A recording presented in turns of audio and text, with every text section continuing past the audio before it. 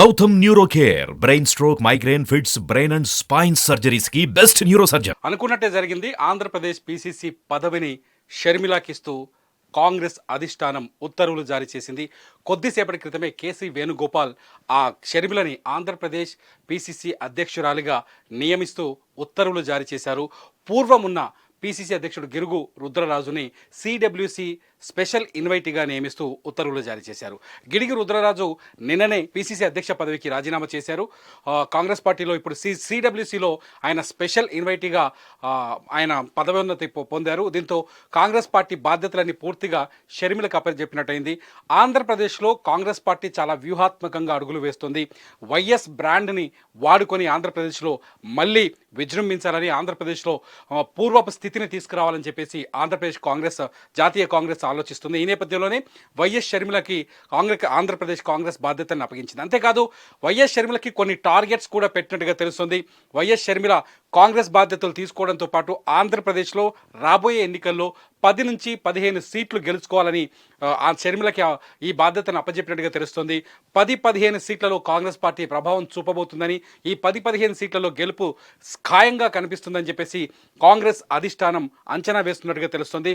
దీంతో ఈ నేపథ్యంలోనే వైఎస్ షర్మిలకి ఆంధ్రప్రదేశ్ కాంగ్రెస్ బాధ్యతలు అప్పచెప్పారు. అంతేకాదు వైసీపీలో ఏదైతే షర్మిల సోదరుడు వైఎస్ జగన్ అధ్యక్షన కొనసాగుతున్న వైఎస్ఆర్ కాంగ్రెస్ పార్టీలో అనేక మార్పులు జరుగుతున్నాయి. దాదాపు 50 మంది అభ్యర్థుల్ని మార్చే అవకాశాలు కనిపిస్తున్నాయి. ఈ సందర్భంలో షర్మిలకి కాంగ్రెస్ పార్టీ బాధ్యతలు అప్పచెప్పడం ద్వారా జగన్ పార్టీలో స్థానం దొరకని వాళ్ళు, వైఎస్ఆర్ వీరాభిమానులు, వైఎస్ అంటే ఇష్టపడే వాళ్ళు, వైఎస్ కోసం ఏదైనా చేయగలిగిన వాళ్ళు, మొదటి నుంచి వైఎస్ రాజశేఖర రెడ్డికి ఒక బ్రాండ్ ఉంది ఆంధ్రప్రదేశ్లో. వైఎస్ రాజశేఖర రెడ్డికి ప్రత్యేక ఓటు బ్యాంక్ ఏర్పడిందని చెప్పాలి. వైఎస్ రాజశేఖర రెడ్డికి వీరాభిమానులు ఉన్నారు.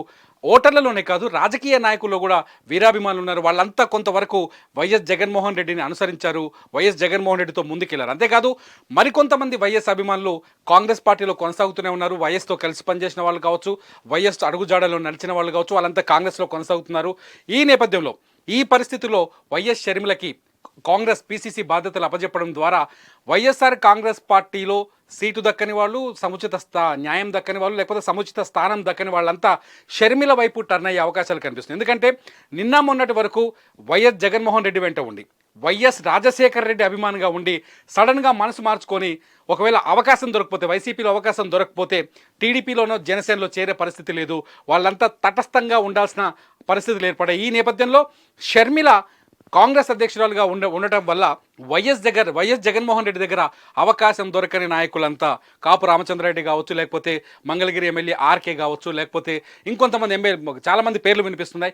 వీళ్ళందరూ కూడా షర్మిల వెంట నడిచే అవకాశం కనిపిస్తుందని, ఈ నేపథ్యంలోనే 10 నుంచి 15 సీట్లలో వచ్చే ఎన్నికలో విజయం సాధించవచ్చు మనం అని చెప్పేసి కాంగ్రెస్ పార్టీ భావిస్తుందని తెలుస్తుంది. ఈ నేపథ్యంలోనే షర్మిలకి కాంగ్రెస్ పార్టీ అధ్యక్ష బాధ్యతలు అప్పజెప్పారని తెలుస్తుంది. అంతేకాదు మొదటి నుంచి అందరూ మాట్లాడుకుంటున్నారు, వైఎస్ జగన్మోహన్ రెడ్డికి షర్మిలకి మధ్య విభేదాలు ఉన్నాయని చెప్పేసి, కుటుంబ తగాదాలు ఉన్నాయని చెప్పేసి, ఈ నేపథ్యంలోనే షర్మిల తెలంగాణలో పార్టీ పెట్టిందని చెప్పేసి, తెలంగాణ అందుకని కాంగ్రెస్ పార్టీకి మద్దతు ఇచ్చిందని చెప్పేసి, వ్యూహాత్మకంగానే పార్టీని కాంగ్రెస్లో కలిపిందని, మళ్ళీ ఆంధ్రప్రదేశ్లోకి వెళ్ళి ఇప్పుడు పిసిసి బాధ్యతలు చేపట్టిందని చెప్పేసి రకరకాల చర్చ జరుగుతుంది. ఇక్కడ ఒకటి మాత్రం నిజం ఏంటంటే, వైఎస్ షర్మిల తెలుగు రాష్ట్రాల రాజకీయాల్లో ఒక చరిత్ర సృష్టించారని చెప్పాలి. ఎందుకంటే తెలంగాణలో వైఎస్ఆర్ తెలంగాణ పార్టీ పెట్టి, వైఎస్ఆర్ టీపీని పెట్టి ఇక్కడ అధ్యక్షురాలుగా పనిచేసి, 1000 కిలోమీటర్లు పాదయాత్ర చేసి, తెలంగాణలో నేను తెలంగాణ కోడల్ని అని చెప్పేసి తెలంగాణలో రాజకీయాన్ని మొదలుపెట్టిన వైఎస్ షర్మిల ఏకంగా ఆంధ్రప్రదేశ్కి వెళ్ళిపోయారు. ఇప్పుడు మళ్ళీ ఆంధ్రప్రదేశ్లో ఒక పార్టీకి అధ్యక్ష పదవిలో నియమితులయ్యారు. దీంతో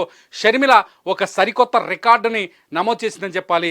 ఒక పార్టీకి తెలంగాణలో అధ్యక్షురాలుగా, ఇంకొక పార్టీకి ఆంధ్రప్రదేశ్లో అధ్యక్షురాలుగా, అంటే కోడలిగా తెలంగాణలో, అలాగే పుట్టిన ప్రదేశంగా ఆంధ్రప్రదేశ్లో 2 చోట్ల రాజకీయం చేసిన మొదటి మహిళగా వైఎస్ షర్మిలకి ఒక గుర్తింపు దక్కిందని చెప్పాలి. మొత్తానికి మాత్రం వచ్చే ఎన్నికల్లో వైఎస్ షర్మిల జగన్మోహన్ రెడ్డిని టార్గెట్ చేసుకునే అవకాశాలు కనిపిస్తున్నాయి. ప్రభుత్వం పైన నేరుగా విమర్శలు చేసే అవకాశాలు కనిపిస్తున్నాయి. ప్రభుత్వం పైన నేరుగా విమర్శలు చేసే సొంత అన్నపైనే నేరుగా విమర్శలు చేసే అవకాశం కనిపిస్తున్నాయి. ఒకప్పుడు జగన్ కోసం వైఎస్ షర్మిల కాంగ్రెస్ పార్టీని వదిలి బయటకు వచ్చారు. జగన్ని జైల్లో ఉంచినప్పుడు ఆ పార్టీ బాధ్యతల్ని తన భుజం మీద వేసుకున్నారు. జగన్ మొదలుపెట్టిన ఓదార్పు యాత్రను కొనసాగించారు. జగన్ కోసం పాదయాత్ర చేశారు. ఇంత చేసిన షర్మిల సడన్గా ఇప్పుడు అదే జగన్ని వ్యతిరేకిస్తూ కాంగ్రెస్ పార్టీలో మళ్ళీ కాంగ్రెస్ పార్టీలో చేరారు. తన తండ్రి బాటలో నడుస్తున్నానని చెప్తున్నారు. వైఎస్ రాజశేఖర రెడ్డి కాంగ్రెస్కి విధేయుడిగా ఉన్నారని, ఆయన అడుగుజాడలోనే నేను నడుస్తానని చెప్పేసి మొన్న ఆమె పార్టీలో చేరినప్పుడే చెప్పారు. దీంతో ఆంధ్రప్రదేశ్లో ఒక విచిత్ర రాజకీయ పరిస్థితి ఏర్పడిందని చెప్పాలి. అన్నా చెల్లెల మధ్య మాత్రం సవాల్ ఇప్పుడు తెరపైకి వచ్చిందని చెప్పాలి. చూడాలి షర్మిలకి కాంగ్రెస్ బాధ్యతలను అప్పజెప్పిన తర్వాత ఆంధ్రప్రదేశ్ కాంగ్రెస్లో ఎటువంటి మార్పులు వస్తాయి, ఆంధ్రప్రదేశ్ కాంగ్రెస్లో ఇదివరకు ఉన్న నేతలు షర్మిలకి ఎంతవరకు మద్దతు ఇస్తారు. మొన్న మాజీ ఎంపీ హర్షకుమార్ షర్మిలకి ఏపీ పీసీసీ బాధ్యతలు అప్పచెప్పకూడదని చెప్పేసి భిన్న స్వరాన్ని వినిపించారు. షర్మిలకి జగన్కి మధ్య ఏదో రాజకీయ ప్రయోజనం కోసం ఒప్పందం ఉందని మాట్లాడుకుంటూ వచ్చారు. ఇదంతా చూస్తుంటే షర్మిలకి కాంగ్రెస్ సీనియర్ నేతలతో ఆంధ్రప్రదేశ్లో ఎంతవరకు సపోర్ట్ దక్కుతుంది, షర్మిల వెంట నడిచే నాయకులు ఎవరు, షర్మిల ఈ ఎన్నికల్లో ఎంతవరకు కాంగ్రెస్ అధిష్టానం కోరుకున్నట్టుగా ముందుకు వెళ్ళగలుగుతుందనేది మాత్రం కొంత ఆసక్తికరంగా మారిందని చెప్పాలి.